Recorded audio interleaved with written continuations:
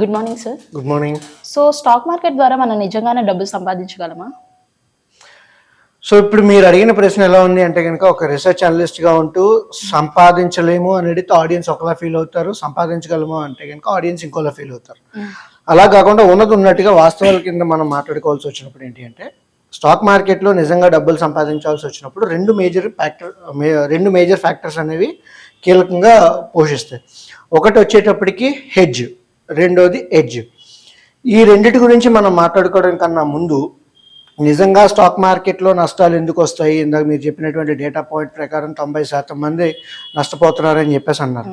అందులో retail traders మాత్రమే నష్టపోతున్నారు అనేటువంటి విషయాన్ని క్లియర్ కట్గా తేటతెల్లం అవుతున్నారు.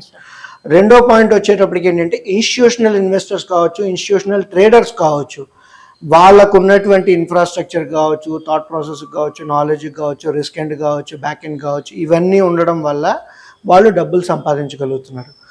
రిటైలర్స్ డబ్బులు ఎందుకు నష్టపోతున్నారు అనేటప్పటికి వచ్చేటప్పటికి ఒక 20 రకాల కారణాలు ఉన్నాయి. 20 రకాల కారణాల కన్నా ముందు ఒక 20 డిఫరెంట్ ఛార్జెస్ అనేటువంటివి ఉన్నాయి. అంటే వీళ్ళకి లాభం రావడానికన్నా ముందు ఈ 20 ఛార్జెస్ అనేటువంటి వాళ్ళు పే చేయాల్సి వస్తుంది.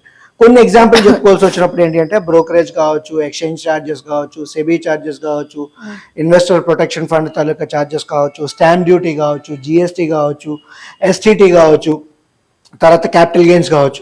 ఇవన్నీ ఏంటి అంటే ప్రభుత్వానికి చెల్లించాల్సినటువంటి అమౌంట్, ప్రభుత్వానికి మార్కెట్ ఇన్ఫ్రాస్ట్రక్చర్ ఇన్స్టిట్యూషన్స్ ఏవైతే ఉన్నాయో అండ్ మనకు ఆ ఫెసిలిటేషన్ చేస్తున్నటువంటి వాళ్ళకి పే చేయాల్సినవి.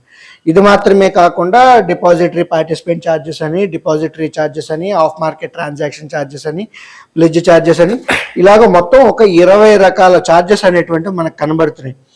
ఈ 20 రకాల ఛార్జెస్ని దాటుకొని మనం డబ్బులు సంపాదించగలిగితే అప్పుడు మనకి అనుకున్నట్టుగా ఈ డబ్బులు సంపాదించగలిగే అవకాశం ఉంటుంది అని చెప్పేసి. రెండోది ఇన్ఫర్మేషన్ ఎడ్జ్ అండ్ హెడ్జ్. ఈ రెండు చాలా ఇంపార్టెంట్. ఇన్ఫర్మేషన్ ఎడ్జ్ ఒకటి, తర్వాత ఎగ్జిక్యూషన్ ఎడ్జ్ కూడా చాలా క్రూషియల్ అవుతుంటుంది. ఇవన్నీ పర్ఫెక్ట్గా ఉండగలిగితే డెఫినెట్గా మార్కెట్లో డబ్బులు ఇవాళ కాకపోయినా సరే over a period of time ఖచ్చితంగా సంపాదించగలుగుతారు. స్టాక్ మార్కెట్ ఇన్వెస్టింగ్ కావచ్చు, ట్రేడింగ్ కావచ్చు, it's a long term game. Say for example, ఒక క్రికెట్ ఆడుతున్నాడు అంటే తన తాలూకా 50 మ్యాచ్ల తాలూకా యావరేజ్, లేదంటే 100 మ్యాచ్ల తాలూకా పర్ఫార్మెన్స్ అనేటువంటిది చూస్తాం.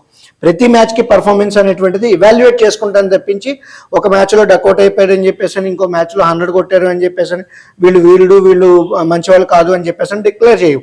So over a period of time మన తాలూకా ప్రాఫిటబిలిటీ పెరుగుతున్నదా లేదా అనేటువంటి దానికోసం మనం ఖచ్చితంగా చూసుకుంటాం. సో దాంట్లో మనకి information edge, execution edge, hedge ఇవి ఉంటే కనుక ఖచ్చితంగా డబ్బులు సంపాదించగలుగుతామని చెప్పేసి చెప్పడంలో ఎటువంటి సందేహం అక్కర్లేదు.